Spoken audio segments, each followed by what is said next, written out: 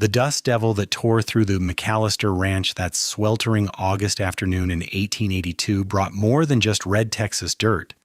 It brought a woman running for her life, clutching nothing but a torn carpetbag and terror in her eyes. Eliza May Thornton had been traveling by stagecoach from San Antonio to El Paso when masked bandits ambushed the route just outside the small town of Redemption. She had thrown herself from the coach while the driver fought back, rolling down an embankment and scrambling through mesquite and sage until her lungs burned and her legs trembled. The sound of gunfire had faded behind her, replaced by the thundering of her own heartbeat and the desperate need to find shelter before the men came looking for survivors to rob or worse. She stumbled through a gap in a wooden fence, her traveling dress torn and dusty, her dark blonde hair falling from its pins. Her hands were scraped raw from climbing over rocks, her face flushed from the relentless sun. At 23 years old, Eliza had survived the death of her parents, the loss of her teaching position back east, and the long journey west to start anew with her aunt in El Paso. She refused to let her story end here in the dirt. The ranch spread before her like a mirage, a sturdy 2-story house with a wraparound porch, a large barn painted red against the endless blue sky, corrals holding horses that nickered in the heat, and various outbuildings that spoke of a prosperous operation, but it was the sudden snarling that made her freeze in her tracks. A dog emerged from behind the barn, massive and scarred, with fur the color of smoke and eyes that held more wariness than any animal should possess. He was part wolf by the look of him, though the leather collar around his thick neck suggested he belonged to someone. His lips pulled back to reveal teeth that could tear through bone, and a low growl rumbled from his chest like distant thunder. Eliza's breath caught. She had always had a way with animals, a gentleness her mother had called a gift. Even as a child, she could calm the most skittish horse, coax the shyest cat from hiding. But this creature before her was no pet. This was a survivor, just like her. She slowly lowered herself to her knees, ignoring the protest of her exhausted legs.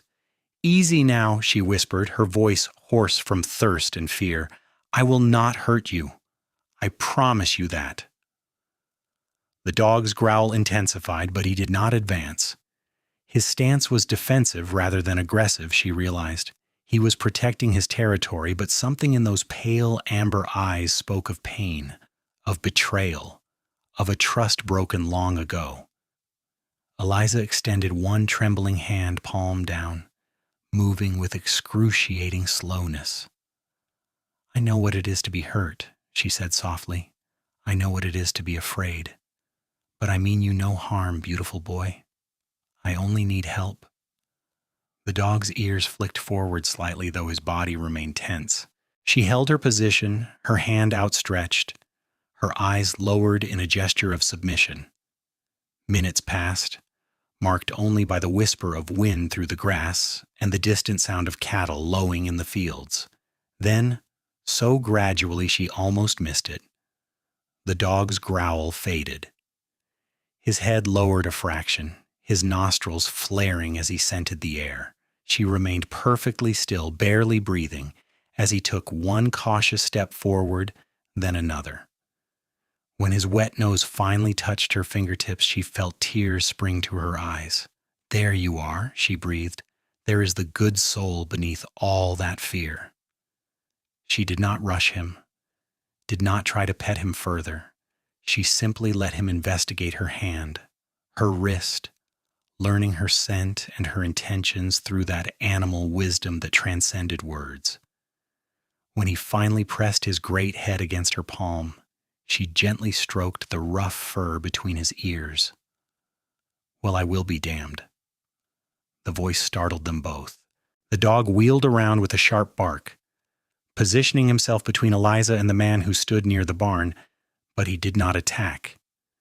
Eliza looked up to find herself staring at the most striking man she had ever seen. He was tall, well over 6 feet, with broad shoulders that filled out his faded blue work shirt. His leather vest hung open, and his denim pants were dusty from a day's labor. Dark brown hair curled slightly beneath his sweat-stained Stetson, and several days' worth of stubble shadowed a strong jaw.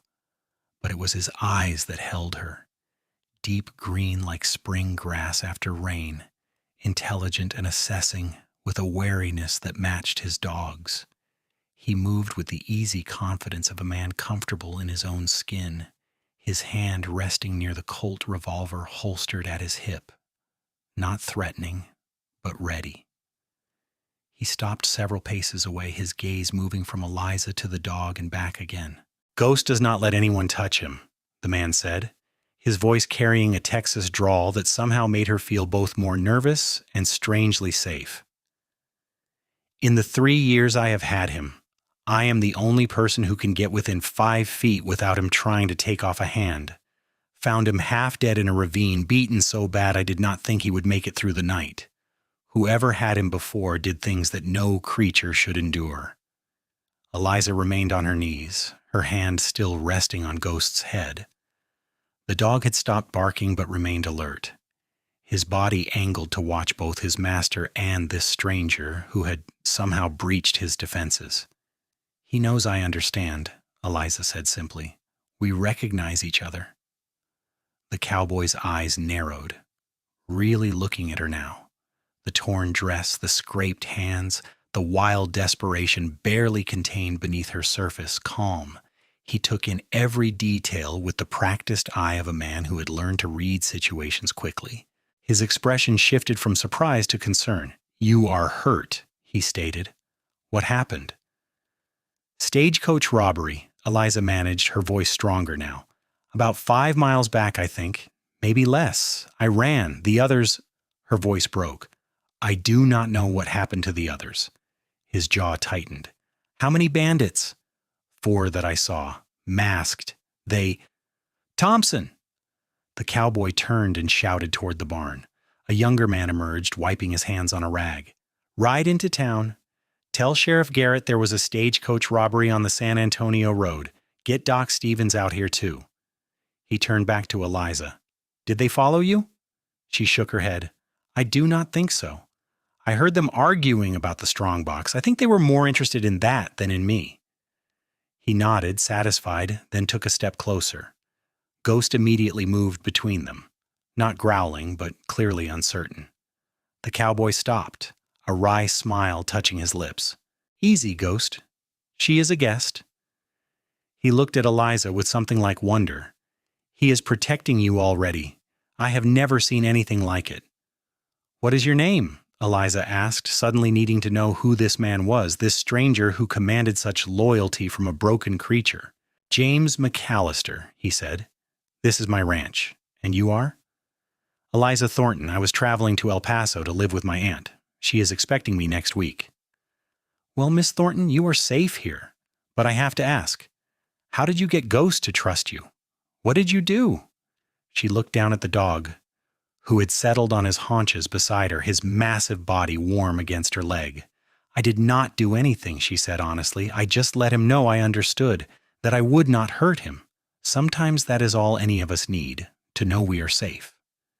James McAllister removed his hat, running a hand through his hair in a gesture that seemed habitual. "If he trusts you, then so do I," he said quietly, and something in those words felt like more than just courtesy. It felt like a promise. He extended his hand to help her up. Eliza hesitated only a moment before placing her scraped palm in his calloused one. The contact sent an unexpected jolt through her, a awareness that made her breath catch for reasons that had nothing to do with fear. He pulled her to her feet with effortless strength, steadying her when she swayed. "When did you last eat or drink?" he asked, his hand still holding hers. "Yesterday evening at a way station." His expression darkened. "Come on. The house has a pump, and my housekeeper will have supper started. Ghost, come." The dog immediately fell into step beside them, staying close to Eliza. As they walked toward the house, she was acutely aware of James beside her. The way he shortened his stride to match hers, how his hand hovered near her elbow, ready to catch her if she stumbled, the clean scent of leather and sage that clung to him despite the day's sweat. The house was even more impressive up close, with carved railings and windows that gleamed in the late afternoon sun. James led her up the steps and through the front door into a spacious entry hall. The interior was masculine but well kept, with sturdy furniture and colorful woven rugs that softened the wooden floors. "Mrs. Chen," he called out.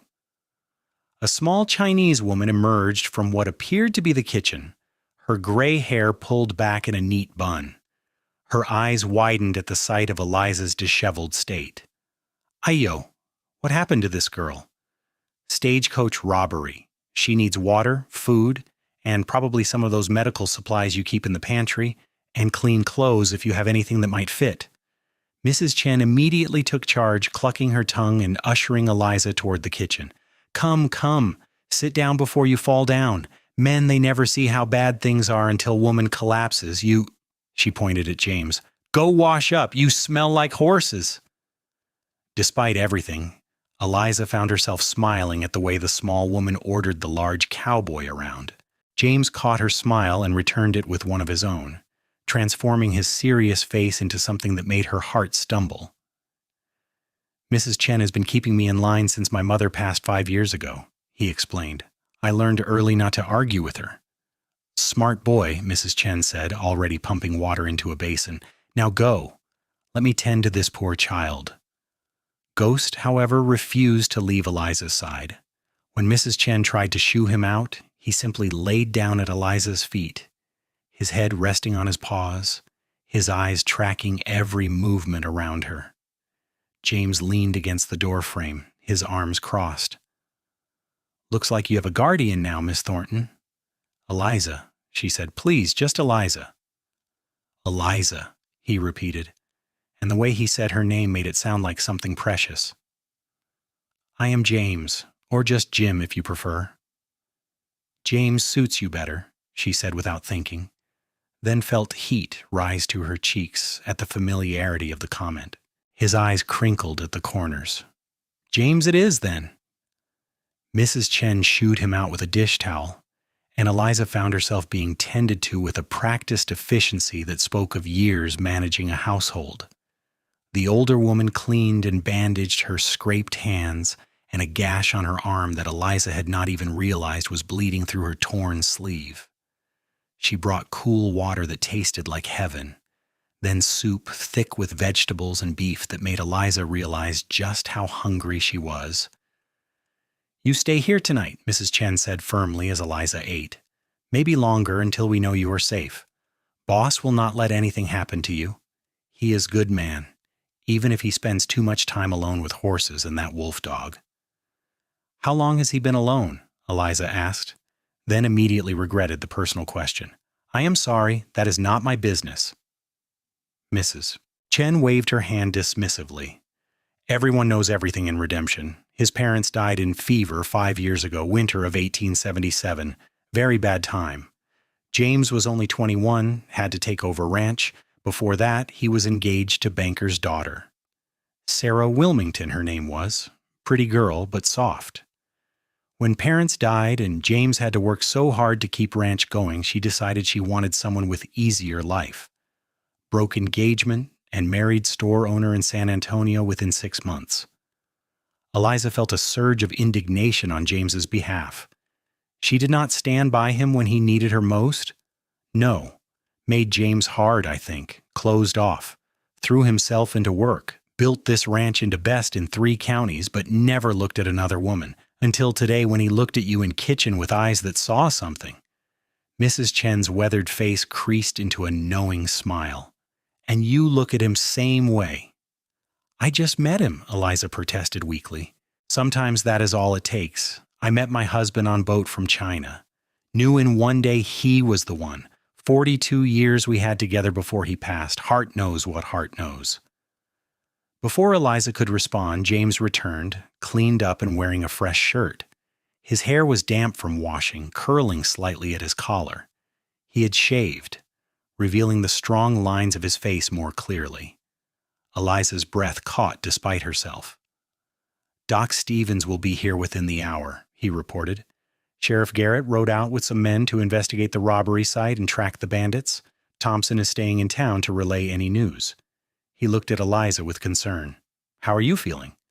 Better, thank you. Mrs. Chen has taken excellent care of me. She always does. He glanced at his housekeeper. Did you find clothes for Miss Eliza? I have daughter's old things in trunk. She is married now, living in Austin, about same size. Mrs. Chen bustled off, returning with a simple cotton dress in deep blue and undergarments. You come with me, child. Bath is ready upstairs. Take your time. Wash away today. Eliza wanted to protest that she had caused enough trouble, but the thought of being clean was too tempting. She followed Mrs. Chen up the stairs, Ghost padding behind them. When they reached a washroom with a large tub already filled with steaming water, the dog settled outside the door like a furry sentinel. He really will not leave you, Mrs. Chen marveled. James found him 3 years ago, and dog never trusted anyone but him, until you. As Eliza sank into the hot water, scrubbing away layers of dust and fear, she wondered at the strange turn her life had taken. This morning she had been a woman alone, running from danger with no one to depend on. Now she was in the home of a stranger who felt oddly familiar, protected by a dog who understood brokenness, cared for by a woman who showed kindness without question. She thought about James's words, "If he trusts you, then so do I." Such a simple statement, yet it had felt like a door opening, an invitation into something she could not quite name but desperately wanted to explore. When she emerged clean and dressed, her hair braided loosely over her shoulder, she found James waiting at the foot of the stairs. His expression when he saw her made her glad for the banister to steady herself. There was appreciation there, yes, but also something deeper, a recognition that mirrored what she felt, as though they were two pieces that had not known they were incomplete until this moment. "The dress suits you," he said, his voice slightly rough. "Please thank Mrs. Chen's daughter for me." "You can thank her yourself when she visits next month." He paused. "I'm hoping you will still be here then." Eliza's heart jumped. "My aunt in El Paso is probably already worried sick about you," James finished. "I sent a telegram to El Paso explaining what happened and that you are safe here. If she wants to come collect you, she is welcome, but if you want to stay a while, recover properly, you are welcome to that too. We have plenty of room and Mrs. Chen would enjoy the company." "What about you?" Eliza asked boldly. "Would you enjoy my company?" A slow smile spread across his face. "I think you know the answer to that." Doc Stevens arrived as promised, a kindly older man who examined Eliza thoroughly and pronounced her bruised but essentially unharmed. "You were very lucky, young lady," he said. "Most people do not walk away from an ambush like that." "I had motivation to survive," Eliza said, glancing at James, who stood in the doorway watching over the examination with protective concern. After the doctor left, Mrs. Chen served supper in the dining room. Roasted chicken with potatoes and carrots, fresh bread, and apple pie that made Eliza close her eyes in appreciation. James sat across from her, and they talked with an ease that belied their short acquaintance. He told her about the ranch, how his father had started it with nothing but determination and a good eye for cattle, how his mother had turned the house into a home, planting the roses that still bloomed by the porch each spring, how he had learned to break horses from a Mexican vaquero named Diego, who had become like a second father to him.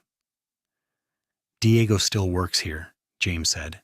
"He's getting older now, but he is the best horseman in Texas. You will meet him tomorrow." Eliza shared her own story, growing up in Philadelphia, daughter of a school teacher and a shopkeeper. Her father's death from pneumonia 3 years ago, her mother's broken heart that followed him to the grave within 6 months. Her own attempt to keep teaching, until the headmaster's son developed an unwanted interest that cost her the position when she refused his advances. "I had an aunt I barely knew who wrote offering me a home in El Paso," Eliza explained. "I sold everything I owned for the stagecoach fare west. I was supposed to start fresh, become a teacher again perhaps, or find whatever life waited for me. I did not expect this." "What is this?" James asked quietly. She met his eyes across the table. "I do not know yet, but it feels important. Yes, he agreed. It does. Ghost, still stationed at Eliza's feet, made a contented sound that was almost a purr. James shook his head in wonder. Even now I cannot quite believe it. He growls at the ranch hands who have been here for years. Last month he tried to bite the feed supplier who has been delivering to us for months, but you he accepts like you have known each other forever. Maybe we have, Eliza said softly, and in some way that matters. That night, Mrs. Chen set up Eliza in a guest room with a comfortable bed and windows that looked out over the moonlit ranch. Ghost took up residence outside her door, and no amount of coaxing from James could move him. Stubborn beast, James said, but there was affection in his voice. Sleep well, Eliza. You are safe here. I know, she said, and realized she meant it completely. She dreamed that night of green eyes and gentle hands, of running not away from something, but toward it. Morning came with golden light spilling through the windows, and the sound of roosters crowing. Eliza dressed quickly in another borrowed dress, this one a soft yellow that Mrs. Chen had left folded on a chair. When she came downstairs, she found the house already bustling with activity. James was at the kitchen table with two other men, studying what looked like maps spread across the worn wood. He looked up when she entered, and his face brightened in a way that made her pulse quicken. Good morning, he said. Did you sleep well? Better than I have in months, she admitted. This is Diego Morales, James introduced, indicating an older Mexican man with silver threading through his dark hair and eyes that held both wisdom and warmth. And this is Tommy Garrett, the sheriff's nephew and one of my top hands. Diego stood and bowed slightly. Senorita, James told us of your ordeal. I am glad you are safe. Tommy, a young man probably not yet 25 with sandy hair and an open face, tipped his hat. Ma'am? The sheriff found the stagecoach, James explained, his expression grim. The driver and guard were killed. 2 passengers survived by hiding in the brush, a salesman and his wife. They made it to town last night. The bandits got away with the strongbox, but there is a posse tracking them now. Eliza felt her knees weaken at the thought of what could have happened if she had not run when she did. James was there instantly, his hand on her elbow, guiding her into a chair. You do not have to think about it, he said gently. You are here and you are safe. Those poor people, the driver, did he have a family? A wife and 3 children, Tommy said quietly. The town is taking up a collection for them. I want to contribute, Eliza said immediately, whatever I can. You lost everything in the robbery, James pointed out. Your bag, your money. I have a small inheritance from my parents in a bank in Philadelphia. I can write for funds to be transferred. Please, I need to do something. I survived when others did not, and that means something. James looked at her with an expression that made her feel truly seen for the first time in years. All right, he said. We will get a letter sent today. Mrs. Chen arrived with breakfast, eggs and bacon, biscuits with honey, and strong coffee that chased away the last cobwebs of sleep. The men ate quickly, obviously eager to get to their work, but James lingered. Would you like to see the ranch? He asked. If you're feeling up to it, nothing strenuous, just a walk around so you know where things are. I would like that very much. They set out after breakfast, Ghost trotting at Eliza's side. The morning was already warm, promising another scorching day, but there was something cleansing about the heat after yesterday's terror. James showed her the barn first, introducing her to a dozen horses who nickered greetings and pushed their noses over stall doors seeking treats. This is Thunder, James said, stroking the nose of a magnificent black stallion. He is my personal mount. Meanest horse I ever met when I bought him 5 years ago. Took me 3 months to earn his trust. Eliza smiled. You seem to have a way with damaged creatures. Takes one to know one, he said lightly, but there was truth beneath the words.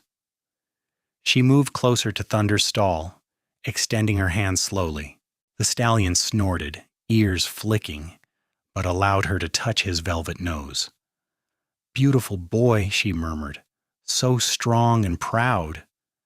He likes you too, James observed. You really do have a gift. They moved through the barn, and Eliza met more horses, a few barn cats who wound around her ankles, and a goat named Trouble, who lived up to his name by trying to eat her dress. James laughed, a sound so genuine and unguarded that it made her laugh too, and for a moment they were just two young people finding joy in the simple pleasure of a silly goat.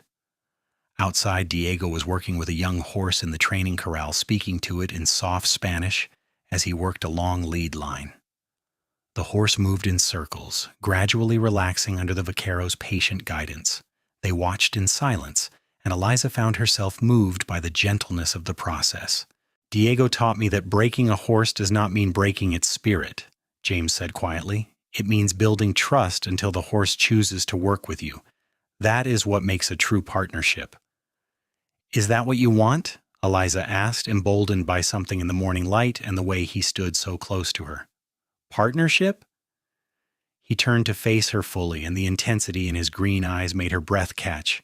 I have not wanted anything in a long time, Eliza. I built walls after Sarah left, threw myself into work, convinced myself that being alone was safer. But then you walked onto my land yesterday, and something in those walls cracked. When I saw you with Ghost, saw how you understood him, how you did not see a dangerous animal but a soul that needed kindness, I think that is when I knew. Knew what? She whispered. That you are the partnership I did not know I was waiting for. Her heart thundered in her chest. James, we have known each other less than a day. Does it feel that way to you? She could not lie. No, it feels like I have been waiting my whole life to find you. He raised his hand slowly, giving her every chance to pull away, and cupped her cheek with a gentleness that belied his size and strength. His thumb brushed across her cheekbone, and she leaned into the touch like a flower seeking sun. I am not a patient man by nature, he said, his voice low and rough. But for you, I will take all the time you need. Stay here, Eliza. Not as a guest, but as someone who belongs. Get to know me, let me know you. See if this feeling between us is real or just circumstance.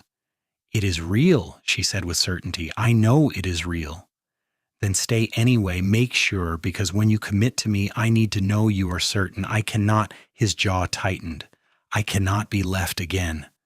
The vulnerability in that admission made her own walls crumble. She covered his hand with hers, pressing it more firmly against her cheek. I will not leave, James, not unless you send me away. Then you will be here forever, he said, and kissed her. It was a gentle kiss, reverent almost, as though he was learning the shape of her and memorizing it for safekeeping. His lips were warm and slightly chapped from the sun and tasted of coffee and promises. When he pulled back, she swayed toward him, not ready for the contact to end.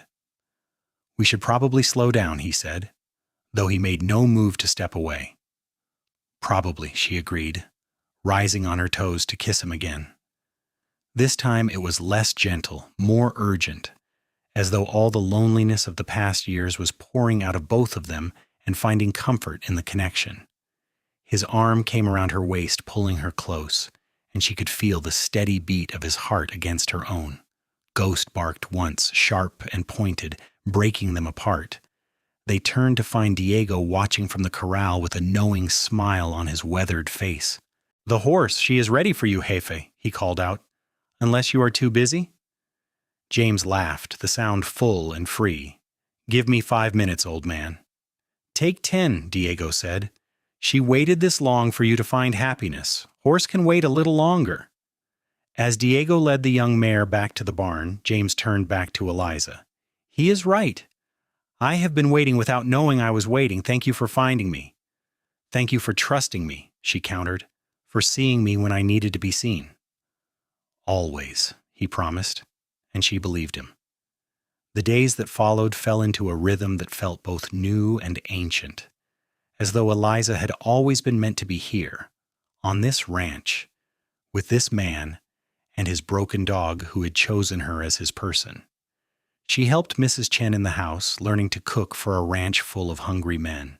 She spent time in the barn with the horses, her gentle touch soothing the nervous ones and bringing joy to those who simply needed attention.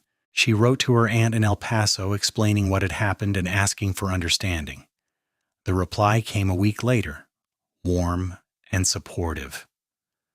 Her aunt wrote that she had suspected Eliza needed more than just a place to stay, that she needed a purpose and a home of her own making. If she had found that in redemption, then she had her aunt's blessing to follow her heart. The news that the bandits had been caught and the strong box recovered brought relief to the whole town. Justice would be served, though it could not bring back the driver and guard who had been killed. The salesman and his wife came to the ranch to thank Eliza for thinking of them in the aftermath of trauma, and she found unexpected friendship in the woman Martha, who invited her to join the town's sewing circle. Through it all, James was there, not hovering but present. He taught her to ride thunder, who accepted her with the same surprising trust that Ghost had shown. He brought her wildflowers he found on the range, bouquets of blue bonnets and Indian paintbrush that made her laugh with delight. He told her stories of growing up on the ranch, of his dreams for its future, of the family he hoped one day to have filling the empty rooms of the big house. "I want children," he told her one evening as they sat on the porch watching the sunset paint the sky in shades of orange and pink. "At least 3 or 4. I want them to grow up knowing they are loved and safe, to learn the land and respect it, to be kinder than the world expects them to be." "That sounds beautiful," Eliza said, her hand in his. "What do you want?" he asked, turning to look at her. She thought about it carefully. "I want to belong somewhere completely. I want to build something that lasts. I want to teach again, maybe start a school here in Redemption for the children who have to travel miles for education. I want love that does not quit when things get hard. I want—" She met his eyes. "I want you, James. I want this life we are building together." "You have me," he said simply, "for as long as you will have me." "What about forever?" she asked. "Is that long enough?" His kiss was his answer, deep and claiming and full of promise. They were married 6 weeks later in the small church in Redemption, with the whole town in attendance. Diego gave Eliza away, since she had no family present, though her aunt sent a telegram of congratulations and love. Mrs. Chen cried happy tears and made enough food to feed an army. Ghost wore a ribbon around his collar and howled when they kissed, making everyone laugh. Eliza wore a dress of white lace that Mrs. Chen and Martha had sewn together with wildflowers woven into her hair. James wore a new suit that made him look almost uncomfortable in its formality, but his eyes, when he saw her walking down the aisle, held everything she needed to know about his feelings. "I take you as my partner," he said when it came time for vows. "My equal in all things. I promise to trust you as Ghost trusts you, completely and without reservation. I promise to love you through whatever comes, to choose you every day for the rest of my life." "I take you as my home," Eliza responded, her voice strong despite the tears on her cheeks. "The place I was running toward even when I thought I was running away. I promise to stand beside you always, to build a life that honors both of us, to love you with everything I am." They were pronounced man and wife to cheers and applause, and rode back to the ranch in a wagon decorated with ribbons and bells, followed by half the town ready to celebrate. The party lasted well into the night, with music and dancing and toasts to the couple who had found each other in the most unlikely circumstances. But it was later, when the guests had finally gone home and they were alone in the house that was now truly theirs together, that the real celebration began. James carried her over the threshold, Ghost trailing behind them, and up the stairs to the room they would now share. "Are you happy?" he asked, setting her gently on her feet. "Happier than I knew was possible," she said honestly. "Are you?" "You brought light back to this house, Nyai," he said, pulling her close. "You brought trust to my dog. You brought life back to me. So yes, Eliza McAllister, I am happy." She smiled at her new name. "Say it again." "Eliza McAllister, my wife, my partner, my love." "Yes," she breathed, and kissed him with all the passion and promise of their future together. Their first year of marriage was everything Eliza had dreamed and more. She threw herself into ranch life, becoming not just James's wife, but his true partner. She learned to manage the books, to negotiate with buyers, to doctor sick cattle, and mend fences alongside the hands. The men who had initially been skeptical of the city woman their boss had married came to respect her intelligence and work ethic. She also started her school, converting one of the unused outbuildings into a classroom. 10 children showed up the first day, and by the end of the first month, she had 15 students ranging from 6 to 14 years old. She taught reading and writing, mathematics and history, and found fulfillment in watching young minds grow and expand. James supported her completely, building desks and shelves, donating supplies from town, riding out to convince reluctant parents that education would give their children opportunities. He was as proud of her school as he was of his own ranch, and she loved him all the more for it. Ghost remained her constant shadow, following her everywhere she went. He sat at the door of the schoolhouse during lessons, walked her home each afternoon, and slept at the foot of their bed each night. The children learned quickly that Ghost was not to be feared but respected, and he became a beloved presence in all their lives. In the spring of 1883, Eliza discovered she was pregnant. She told James one evening at dinner, simply and directly, watching his face transform from surprise to joy to wonder. "A baby," he said, his voice hushed. "We are going to have a baby." "Are you happy?" she asked, suddenly nervous. He came around the table so fast he nearly knocked over his chair, pulling her into his arms. "Happy does not begin to cover it. Eliza, you have given me everything I thought I had lost. A family, a future, a reason to believe in good things again."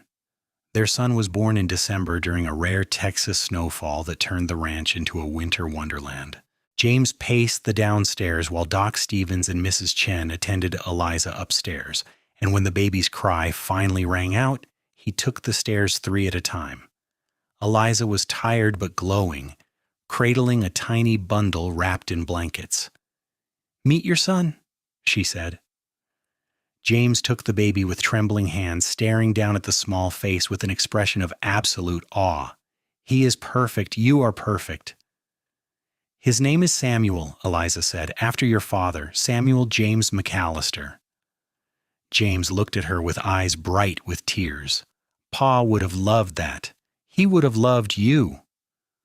Ghost, who had been allowed into the room despite Mrs. Chen's protests, approached the bed carefully.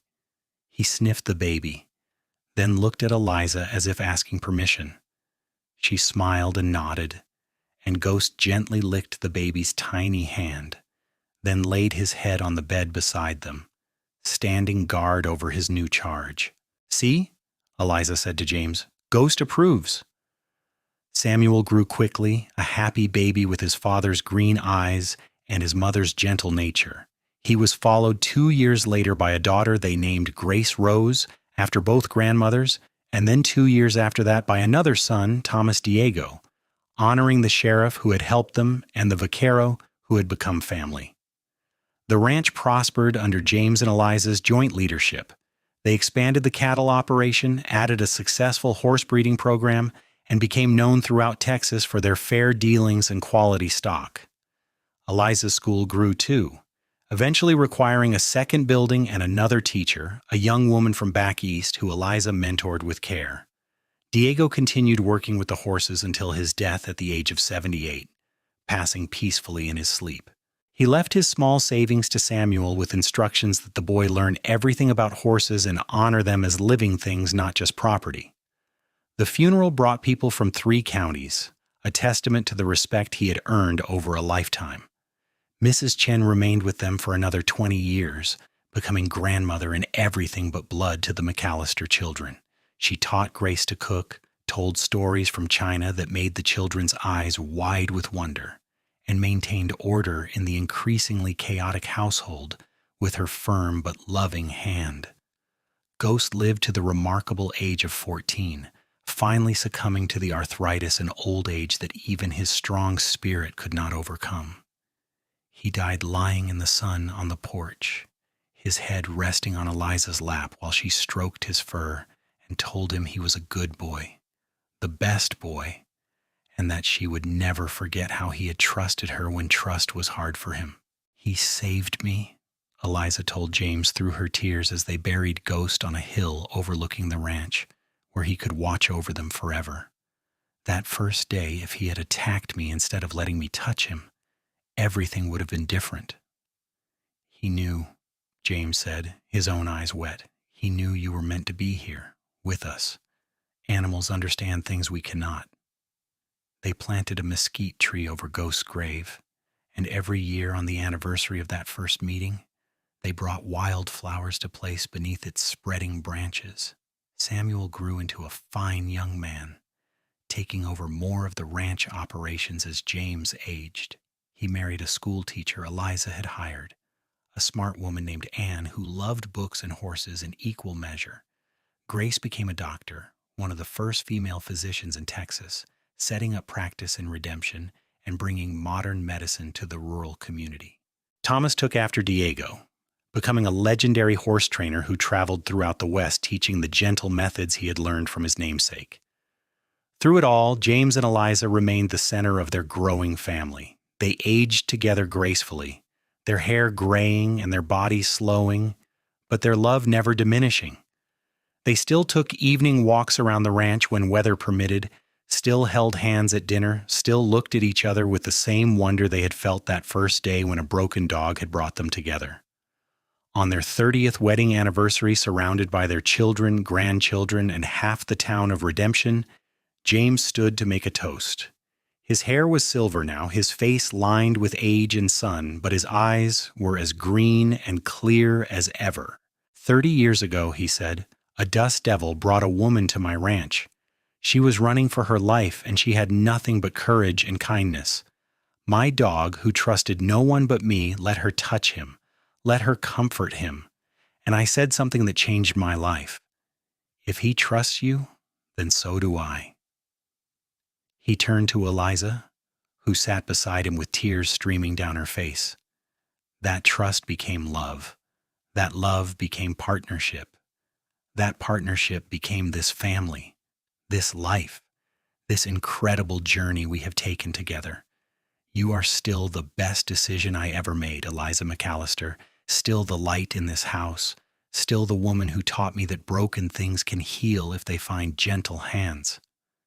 James, she whispered, standing to embrace him, you taught me the same thing. We healed each other. We did, he agreed, and we will continue to do so for whatever time we have left.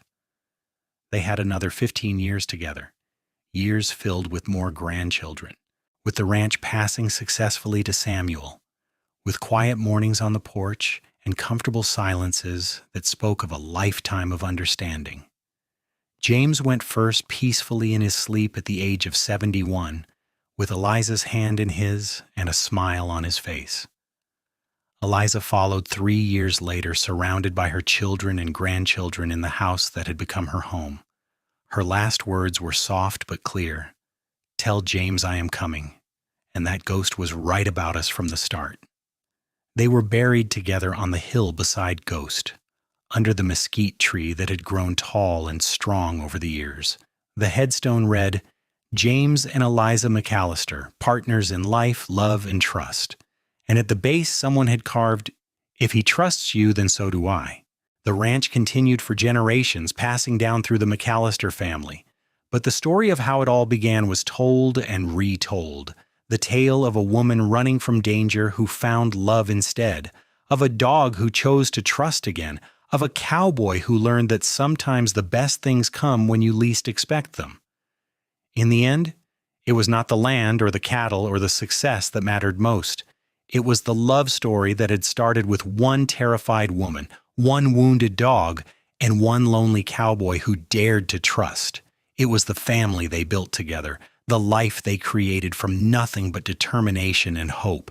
It was the proof that even broken things can become whole again when they find the right person to believe in them. And on quiet evenings, when the wind whispers through the mesquite tree on the hill, some say you can still hear the echo of a dog's contented sigh, a woman's gentle laugh, and a man's voice saying those words that changed everything.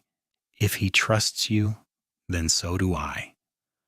The legacy of James and Eliza McAllister lived on in more than just their descendants and the ranch that bore their name.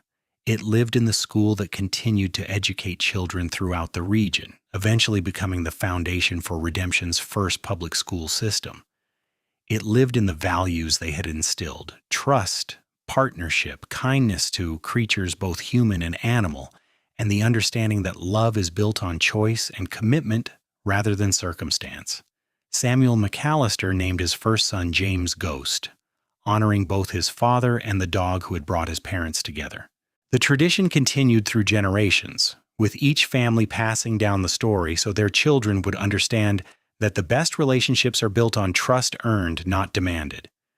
Grace became known not just for her medical skills, but for her gentle bedside manner, something she attributed to watching her mother with Ghost and understanding that healing required patience and compassion. The original ranch house stood for over 100 years before being carefully restored and preserved as a historical landmark. The room where Eliza had first stayed as a guest became a small museum, displaying her teaching materials, James's saddle and hat, and a painting of Ghost that Grace had commissioned from a traveling artist shortly before the dog's death. Visitors came from far and wide to see where the legendary love story had unfolded, to walk the same porch where James and Eliza had shared 30 years of evening conversations, to stand on the hill where all three lay resting together. But perhaps the most enduring legacy was the simplest one: the understanding that sometimes salvation comes in unexpected forms, that trust is a gift to be cherished, and that the gentlest hands can hold the strongest love. The story of the ranch dog who only trusted her gentle hands, and the cowboy who said, "If he trusts you, then so do I," became more than just family history.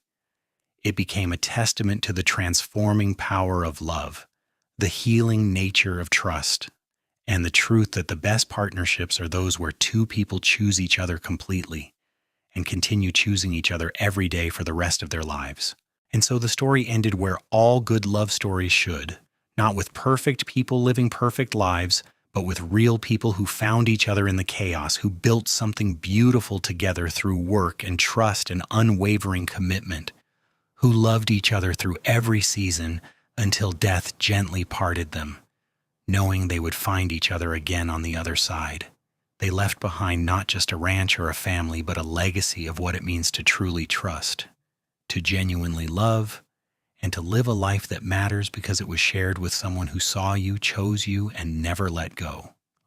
The dust devil that had brought Eliza to the McAllister Ranch that August day in 1882 had been an act of fate or providence or simple chance, but what she and James built from that moment was anything but chance. It was intentional, chosen, and absolutely real. And that, in the end, made all the difference.